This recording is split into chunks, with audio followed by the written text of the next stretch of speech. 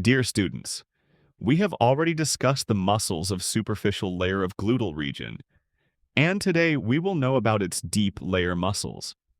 The deep layer of gluteal region has a total of 4 muscles. First of all comes the piriformis muscle.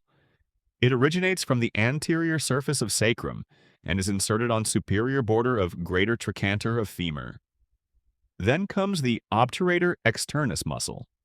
It originates from the pelvic surface of obturator membrane and is inserted on the medial surface of the greater trochanter of femur.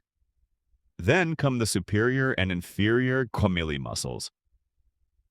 The superior gemilli originates from ischial spine, while the inferior gemilli originates from the ischial tuberosity. They are inserted collectively on the medial surface of greater trochanter of the femur.